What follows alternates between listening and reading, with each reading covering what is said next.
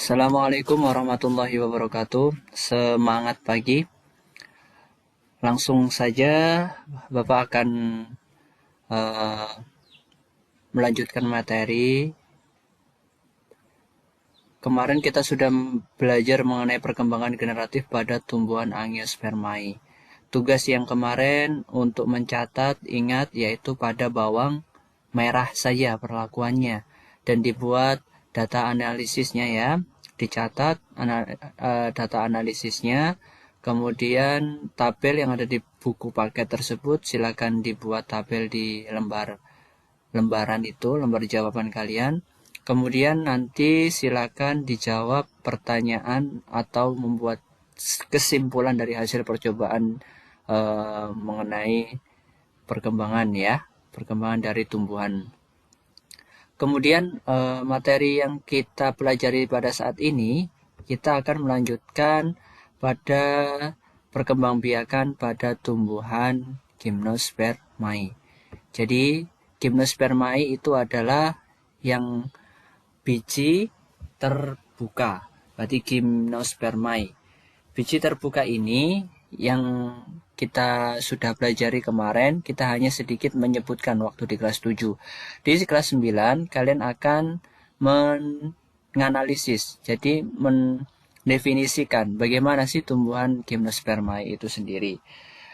Tumbuhan tersebut ya merupakan termasuk di dalam kingdom plantae. Diingat yang kelas 7 dulu kita sudah mempelajari 5 kingdom ya, mulai dari kingdom Animalia, Fungi, Plantae, Protista, dan Monera. Itu salah satu kingdom.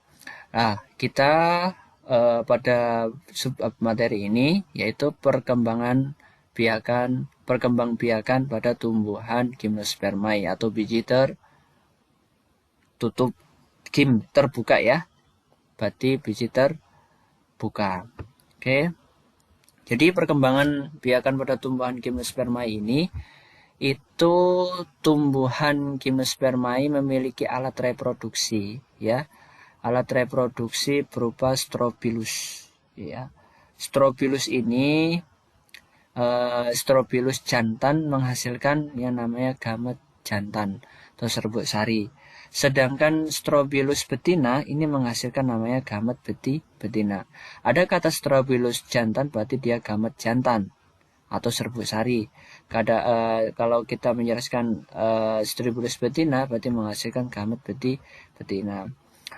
Kemudian reproduksi pada Gymnospermae ini diawali dengan penyerbukan dengan bantuan angin ya.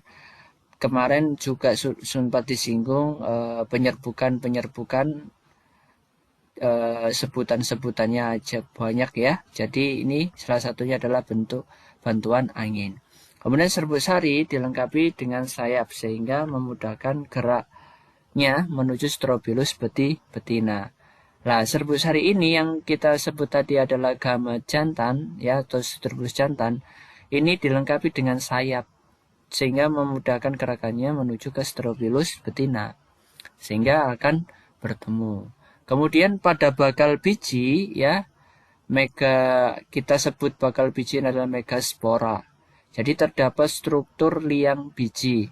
Liang biji ini bisa disebut dengan mikrofil ya, mikrofil dan kantong serbuk sari yang mengganti fungsi bunga sebagai organ reproduksi. Ini adalah fungsinya dari bunga yang sebagai organ reproduksi, mengganti fungsi. Oke, kemudian tadi metagenesis tumbuhan Gymnospermae, kita bisa melihat bagan. Ya, ini adalah salah satu contoh bentuk gambaran dibentuk dalam bentuk skema. Ini adalah bentuk gambar di mana ketika dia ini mengalami atau metagenesis tumbuhan Gymnospermae ya, dibuat bagan seperti ini. Ini alurnya sehingga bisa dapat dikatakan tumbuhan Gymnospermae. Dari atas, tumbuhan Gymnospermae ini ya bisa diamalkan 2N. Jadi 2N adalah jumlah dari gamet yang ada di tumbuhan tersebut. Ada namanya Stribulus jantan, Stribulus betina. Nah, dari Bapak bahas untuk Stribulus jantan. Stribulus jantan ini akan menjadikan ya mikrosporangium. Jadi menghasilkan mikrosporangium, kemudian lanjut sel induk mikrospora menjadi mikrospora. Inilah alurnya ya. Bapak sekali lagi, inilah alurnya. Mikrospora menjadi N. Yang awalnya 2N, ini menjadi 2 dibagi. Jadi ada Stribulus jantan dan betina. Jadi jantan sama-sama dan betina sama-sama N ya, memiliki N. Kalau di jantan memiliki mikrospora N, ketika betina megaspora N.